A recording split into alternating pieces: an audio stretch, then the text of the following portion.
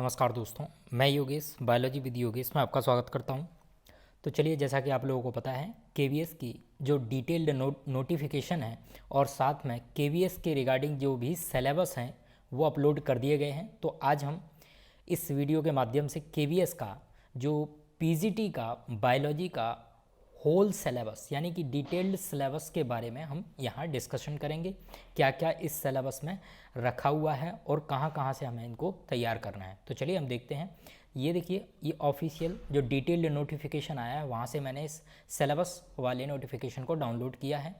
ठीक है, तो यहाँ सिलेबस देखने से पहले आप थोड़ा सा एग्ज़ाम पैटर्न भी देख लीजिए। इससे आपको क्लियर हो जाएगा कि आपके कितने कितने मार्क्स के जो नंबर हैं वो किन किन सब्जेक्ट से होंगे। तो देखिए, यहाँ पर पीजीटी के लिए जो टोटल मार्क्स हैं वो कितने हैं, 180 यानी 180 मार्क्स का आपका पेपर होगा, जो कि पैटर्न चेंज हो गया है प्रीवियस ईयर के मुताबिक। तो यहाँ देखें अगर आप, तो 10 नंबर का आपका जनरल हिंदी आएगा और आपका जनरल इंग्लिश 10 मार्क का आएगा। उसके बाद जीके एंड जीए यानी कि जनरल नॉलेज और जनरल अवेयरनेस। ठीक है, तो यहाँ पर हम बात करें तो 10 का ये रहेगा और रीजनिंग और कंप्यूटर साइंस का मिला के अगर देखें तो टोटल ये 10 नंबर का रहेगा, यानी कि 10 हिंदी, 10 इंग्लिश और 10 आपका रीजनिंग। इसके बाद जो आपका टोटल 40 नंबर का क्या देखने को मिलेगा, पेडालॉजी। ठीक है, क्या देखने को मिलेगा, जो आप सीटेट में आप एग्ज़ाम दिया होगा तो उसमें 40 नंबर का पेडागोजी आता है। तो यहाँ देखिए आप टोटल जो आपके 80 मार्क्स जो हैं,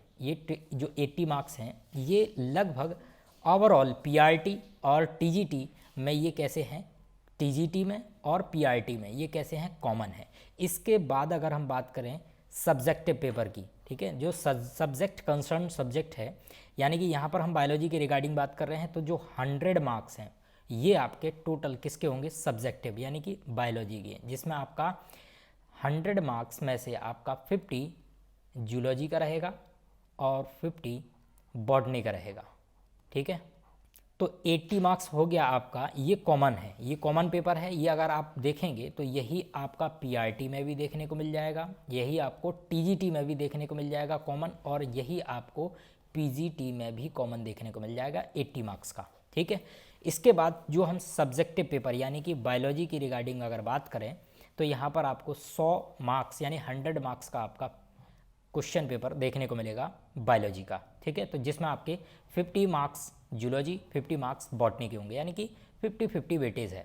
तो चलिए यहाँ देख लेते हैं सिलेबस में कहाँ कहाँ से आएगा, कितना आएगा। तो यहाँ देखिए लिखा हुआ है subject specific syllabus includes the concepts of NCERT and CBSE syllabus. तो याद रखिएगा, जो भी इनका जो क्वेश्चन पेपर है वो कहाँ से लिया जाएगा, NCERT एंड CBSE सिलेबस के अकॉर्डिंग है। ठीक है, जो NCERT और CBSE का जो सिलेबस है उसी के अकॉर्डिंग इनका सिलेबस होगा। And text books of classes 11-12 यानी कि इनकी जो 11-12 की जो बुक्स हैं, जो अगर आप बात करें NCERT या फिर जो क्लास की जो बुक्स होती हैं 11-12 की, उन्हीं के आधार पे, उन्हीं के बेसिस पे इनके क्वेश्चन देखने को मिलेंगे। और साथ में क्या हुआ, how ever the questions will be testing the depth of understanding and application of these concept at level of post graduation। यानी कि आप यहाँ देखिए कि थोड़ा सा जो क्वेश्चन का जो डेप्थ होगा, क्वेश्चंस की जो डेप्थ होगी तो थोड़ा सा वो टच करेगा कहाँ तक, पोस्ट ग्रेजुएशन तक टच करेगा।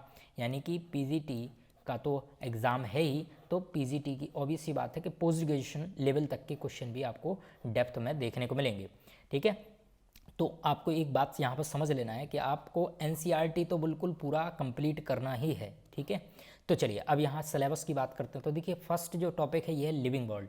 अगर NCERT आप उठा के देखेंगे तो लगभग NCERT की तरह इन्होंने सिलेबस दे रखा है। तो देखो बायोडाइवर्सिटी, ये डाइवर्सिटी का टॉपिक हो गया। Need for classification, 3 dimensions of life, taxonomy, ये देखो टेक्सोनॉमी और सिस्टमैटिक्स, ये बायोडाइवर्सिटी का पार्ट है जो कि NCERT में देखने को मिलेगा। Concept of species and taxonomical hierarchy, binomial nomenclature. ठीक है, तो ये भी आपका लिविंग वर्ल्ड का हो गया। इसके बाद जो दूसरा है वो है बायोलॉजिकल क्लासिफिकेशन, यानी कि यहाँ पर अगर हम बात करें एनिमल किंगडम क्लासिफिकेशन, तो यहाँ देखिए 5 किंगडम क्लासिफिकेशन है इसमें। और इसके बाद फिर दिया हुआ क्लासिफिकेशन ऑफ मोनेरा, देखिए मोनेरा, प्रोटेस्टा और साथ में फंजाई। इसके बाद into major groups lichens and viruses and viroid. ठीक है, तो ये आपके जो टॉपिक हैं यहाँ आपको क्लासिफिकेशन के रिगार्डिंग आपको देखने को मिल जाएगा। इसके बाद फिर हम बात करते हैं प्लांट किंगडम क्लासिफिकेशन। तो प्लांट किंगडम में देखो क्लासिफिकेशन तो रहेगा ही। इसके बाद major group of distinguished feature, few example जैसे कि देखो एल्गा, ब्रायोफाइटा, टेरिडोफाइटा और जिम्नोस्पर्म, और साथ में देखो एंजियोस्पर्म्स, प्लांट लाइफ साइकिल ये इंक्लूड रहेगा इनका, अल्टरनेशन ऑफ जनरेशन।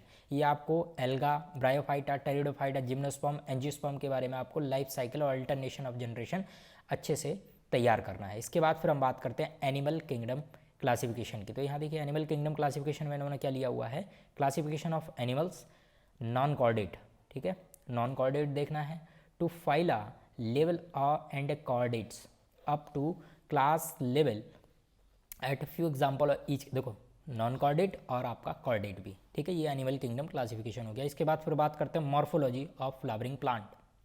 मॉर्फोलॉजी से जो फ्लावरिंग प्लांट है, तो यहाँ देखिए different part of flowering plant, जैसे पार्ट हो गए जैसे कि रूट, स्टेम, लीफ, इन्फ्लोरेसेंस और फ्लावर, फ्रूट एंड सीड, ठीक है। इसके बाद डिस्क्रिप्शन ऑफ फैमिलीज़, यहाँ पर सिर्फ एक ही फैमिली दी गई है जिसके बारे में आपको डिटेल पढ़ना पड़ेगा, जो ही क्या है, सोलेनेसी, ठीक है। तो ये आपके सारे के सारे, जैसे कि रूट के बारे में हो गया, स्टेम के बारे में हो गया, मॉडिफिकेशन क्या क्या होते हैं रूट के, स्टेम के, लीफ के और रूट के। जो अगर हम बात करें रूट में मोनोकॉट, डाइकॉट और इनकी जो टीएस है, मोनोकॉट की स्टेम, डाइकॉट की स्टेम, ठीक है, ये यहीं पे पूछा जाएगा इसका। इसके बाद फिर हम बात करते हैं एनाटॉमी ऑफ फ्लावरिंग प्लांट। जो फ्लावरिंग प्लांट की जो एनाटॉमी है उसमें अगर आप देखेंगे तो सारा सब कुछ पूछा जाएगा, जैसे कि tissue system in dicot and monocot plant, ठीक है। चलिए इसके बाद फिर बात करते हैं स्ट्रक्चर और ऑर्गेनाइजेशन इन एनिमल्स। तो यहाँ पर देखो एनिमल्स का जो है स्ट्रक्चर और ऑर्गेनाइजेशन है, जैसे कि मॉर्फोलॉजी, एनाटॉमी और फंक्शन ऑफ डिफरेंट सिस्टमेटिक, जैसे कि आपका डाइजेस्टिव सिस्टम हो गया, जैसे कि आपका सर्कुलेटरी सिस्टम हो गया, आपका रेस्पिरेटरी सिस्टम हो गया, नर्वस सिस्टम हो गया। ये आपका पूरा अगर आप देखेंगे तो ये क्या हो गया, ह्यूमन फिजियोलॉजी, ठीक है, ये हो गया ह्यूमन फिजियोलॉजी का पार्ट। स्ट्रक्चर एंड ऑर्गेनाइजेशन में ये ह्यूमन फिजियोलॉजी का पार्ट हो गया, ठीक। इसके बाद फिर बात करते हैं cell the unit of life, ये आपका सेल बायोलॉजी, ठीक है, या साइटोलॉजी या सेल बायोलॉजी का सिलेबस है। यहाँ पर देखो सेल थ्योरी भी ये सिलेबस में रखा हुआ है, basic unit of life, prokaryotes के बारे में, यूकैरियोटिक सेल आपको क्लियर होना चाहिए, प्लांट सेल, एनिमल सेल, ठीक है। इसके बाद फिर बात करें सेल मेम्ब्रेन के बारे में, सेल वॉल के बारे में, सेल ऑर्गेनेली के बारे में, structure and function and endomembrane, यानी कि जो endomembranes organelle, endoplasmic reticulum, ribosome, Golgi complex, lysosome, vacuoles, mitochondria, plastid जिसमें क्लोरोप्लास्ट भी, माइक्रोबॉडी में साइटोस्केलेटन, सीलिया, फ्लैजिला, सेंट्रियोल और आपका साथ में न्यूक्लियस, ठीक है। ये आपका ओवरऑल पूरा सेल बायोलॉजी का सिलेबस है। इसके बाद फिर हम बात करते हैं बायोमोलिक्यूल यानी कि यहाँ हम देखेंगे तो पूरा बायोकेमिस्ट्री का सिलेबस देखने को मिलेगा। ये क्या है, बायोकेमिस्ट्री में क्या क्या देखने को मिलेगा आपको, यहाँ देखो प्रोटीन, कार्बोहाइड्रेट, इसके बाद लिपिड्स और साथ में न्यूक्लिक एसिड और एंजाइम्स, इनकी अपन को क्या करना है तैयार, प्रॉपर्टीज़ और एंजाइम रिएक्शन भी कंप्लीट करना है, ठीक है। तो ये आपका सिलेबस हो गया बायोकेमिस्ट्री या फिर बायोमोलिक्यूल। इसके बाद फिर हम बात करें जो कि सेल बायोलॉजी का ही पार्ट है, cell cycle and cell division. तो सेल साइकिल पूरा करना है, माइटोसिस, मियोसिस, ठीक है, और सेल साइकिल कंप्लीट। इसके बाद फिर हम बात करते हैं फोटोसिंथेसिस इन हायर प्लांट। ये यहाँ से क्या शुरू हो गई, प्लांट फिजियोलॉजी, ठीक, प्लांट फिजियोलॉजी, जो कि हमारे चैनल पर प्लांट फिजियोलॉजी के रिगार्डिंग अभी लेक्चर आ रहे हैं, आप देख सकते हैं, ठीक है। तो देखो यहाँ देखो फोटोसिंथेसिस में क्या क्या है, ऑटोट्रॉपिक, न्यूट्रिशन।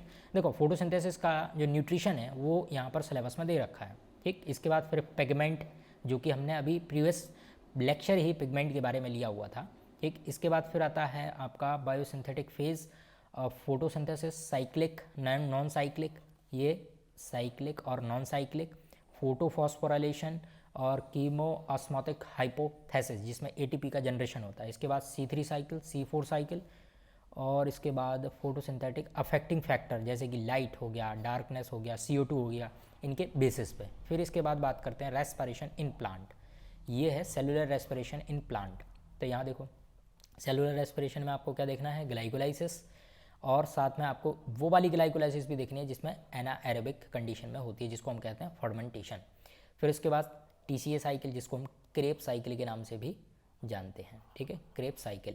इसके बाद इलेक्ट्रॉन ट्रांसपोर्ट चेन यानी कि ETS या ET सी, इलेक्ट्रॉन ट्रांसपोर्ट चेन कह दो या इलेक्ट्रॉन ट्रांसपोर्ट सिस्टम कह दो। तो यहाँ देखिए ट्रांसपोर्ट सिस्टम जो कि एरोबिक कंडीशन में है। फिर इसके बाद फिर number of ATP molecule generated, amphibolic pathway, respiratory quotient. तो रेस्पिरेटरी क्वेसेंट भी तैयार करना है। और यहाँ पर जो दिया हुआ है ये एटीपी मॉलिक्यूल कितने एटीपी बन रहे होंगे, ग्लाइकोलाइसिस में कितने लगे और कितना गेन हुआ, क्रेब साइकिल में कितने बने और कितने गेन और कितने वहाँ पर यूज़ हो गए, यूटिलाइज हो गया, आखिरी में जो टोटल इलेक्ट्रॉन ट्रांसपोर्ट चेन के द्वारा कितना एटीपी का फॉर्मेशन हुआ। इसके बाद plant growth and development. Plant growth and development में आपका सीड का जर्मिनेशन, प्लांट ग्रोथ और आपकी रेट, कंडीशन रेट। इसमें आपको प्लांट सेल के बारे में अच्छे से देखना है। ग्रोथ रेगुलेटर जैसे कि आपका ऑक्सिन, जिब्रेलिन, साइटोकाइनिन, इथाइलिन और ये एबीए, ये आपका पूरा फाइटो हार्मोन्स के रिगार्डिंग सारा सिलेबस देखने को मिल जाएगा। ठीक, ये प्लांट हार्मोन हो गए। इसके बाद फिर बात करते हैं breathing and exchange of gases. ये भी आपका जो अभी प्रीवियस हमने बात करी ह्यूमन फिजियोलॉजी का ही चैप्टर है। ठीक, इसमें देखेंगे रेस्पिरेटरी सिस्टम या रेस्पिरेटरी ऑर्गन। इसके बाद फिर है आपका mechanism of breathing and regulation human, exchanges of gases, transport of gases. फिर रेस्पिरेटरी वॉल्यूम के बारे में भी, जो कि हम लेक्चर कंप्लीट कर चुके हैं। इसके बाद यहाँ पर कुछ डिसऑर्डर भी दिए हुए हैं रेस्पिरेटरी के रिगार्डिंग, जैसे कि अस्थमा, एम्फजीमा और ऑक्यूपेशनल डिसऑर्डर।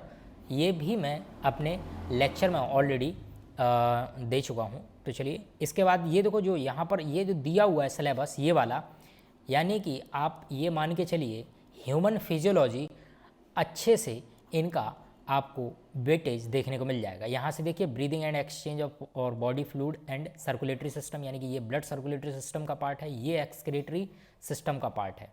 और इसके बाद फिर हम बात करना लोकोमोशन एंड मूवमेंट और साथ में नर्वस सिस्टम यानी कि न्यूरल कंट्रोल एंड कोऑर्डिनेशन।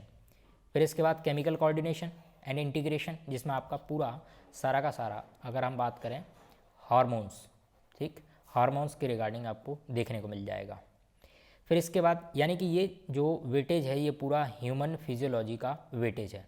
ठीक, चलिए इसके बाद फिर बात करते हैं, नेक्स्ट है ये आपका हो गया एम्ब्रियोलॉजी, ह्यूमन एम्ब्रियोलॉजी। अगर बात करें सेक्सुअल रिप्रोडक्शन इन ये फ्लावरिंग प्लांट यानी कि प्लांट का ये एम्ब्रियोलॉजी हो गया। फिर अगर हम ह्यूमन रिप्रोडक्शन यानी कि एम्ब्रियोलॉजी की बात करें तो यहाँ पर देखो male and female reproductive system, microscopic anatomy of testis के बारे में और ओवरी के बारे में, gametogenesis, spermatogenesis, oogenesis, menstrual cycle, fertilization, embryos का डेवलपमेंट और ब्लास्टोसिस्ट फॉर्मेशन तक, और इम्प्लांटेशन ऑफ प्रेगनेंसी और प्लेसेंटा फॉर्मेशन, पार्चुरेशन और लैक्टेशन, यानी कि पूरा ओवरऑल अगर हम बात करें ह्यूमन एम्ब्रियोलॉजी कंप्लीट दिया हुआ है। इसके बाद यहाँ पर ये इंक्लूड है जैसे कि एनसीईआरटी अगर आप बुक देखेंगे उसमें आपको रिप्रोडक्टिव हेल्थ के रिगार्डिंग आपको ये सारे टॉपिक मिल जाएंगे। ठीक है, तो यहाँ पर देखिए सेक्सुअल ट्रांसमिटेड डिजीज़ के बारे में, बर्थ कंट्रोल के बारे में, मेथड कौन कौन से हैं, जिप्ट और शिफ्ट ये अभी हमने आपको बताया था, ये सारी चीज़ें आपको यहाँ पर सिलेबस में देखने को मिल जाएंगी। नेक्स्ट है आपका इनहेरिटेंस एंड वेरिएशन, ये आपका पूरा जो सिलेबस होगा ये आपका किसका है, जेनेटिक्स। ठीक है, ये किसका है, जेनेटिक्स, जिसको इनहेरिटेंस बायोलॉजी कहते हैं, जिसमें आपका मेंडल्स। तो यहाँ देखिए क्या क्या देखने को मिलेगा, मेंडेलियन इनहेरिटेंस यानी मेंडल्स के लॉ देखने को मिलेंगे, इनकम्प्लीट डोमिनेंस, कोडोमिनेंस और मल्टीपल एलील के बारे में, इनहेरिटेंस ऑफ ब्लड ग्रुप का भी, प्लियोट्रॉपी भी दिया हुआ है। इसके बाद फिर बात करें polygenic inheritance, chromosome theory of inheritance. ठीक, यानी कि आपका सारा जेनेटिक्स का पूरा पोर्शन दिया हुआ है। इसके बाद हम बात करें मॉलिकुलर बेसिस ऑफ इनहेरिटेंस, ये आपका पूरा जो सिलेबस है ये किसका होगा, मॉलिकुलर बायोलॉजी। ये आपका जो सिलेबस है ये किसका है, मॉलिकुलर बायोलॉजी। तो यहाँ पर आपको पूरा डीएनए, आरएनए और आपका साथ में डीएनए का जो ट्रांसक्रिप्शन है, ट्रांसलेशन है और रेप्लिकेशन है। देखो यहाँ लिखा हुआ सेंट्रल डॉगमा मॉडल में क्या क्या आ जाता है, transcription, genetic code, translation, gene expression, lake operon भी इसमें इंक्लूडेड है और साथ में आपका डीएनए फिंगरप्रिंटिंग। ठीक है, तो ये हो गया मॉलिकुलर बायोलॉजी का। इसके बाद फिर इवोल्यूशन की बात करें तो सारा इवोल्यूशन यहाँ पर दिया हुआ है। ठीक है, तो यहाँ आप देख सकते हैं डार्विन की थ्योरी दी हुई है और पैलियोबॉटनी भी आपको यहाँ पर पढ़ना पड़ेगा। उसके बाद फिर हम बात करें next human health and disease, ये भी आपका एक एनसीईआरटी अगर आप देखेंगे तो आपको उसमें देखने को मिल जाएगा। ठीक है, तो जितने भी ह्यूमन डिजीज़ हैं, वायरल हो चाहे बैक्टीरियल हो, यहाँ पर आपको देखने को मिल जाएंगी। फिर उसके बाद बायोटेक्नोलॉजी में आपका जी के सारे टॉपिक हैं, एप्लीकेशन बायोटेक्नोलॉजी। इसके बाद फिर हम बात करें एग्रीकल्चर का भी दिया हुआ थोड़ा सा, BT crops, human insulin, gene therapy, molecular diagnosis. इसके बाद फिर हम बात करते हैं ऑर्गेनिज्म एंड पॉपुलेशन। ये यहाँ से आपको देखने को मिल जाएगा इकोलॉजी, ठीक है। यहाँ आपका जो दिया हुआ है इकोसिस्टम एंड बायोडाइवर्सिटी, यानी कि ये वाला जो सिलेबस है ये आपका हो गया बायो डाइवर्सिटी का, और ये जो आपका दिया हुआ है इतना पॉपुलेशन और ऑर्गेनिज्म वाला, तो ये है आपका इकोलॉजी का सिलेबस, ठीक है। तो चलिए इसी तरीके से अगर आप लेक्चर चाहते हैं तो लाइक करें, सब्सक्राइब करें और ज़्यादा से ज़्यादा लोगों को शेयर करें। धन्यवाद।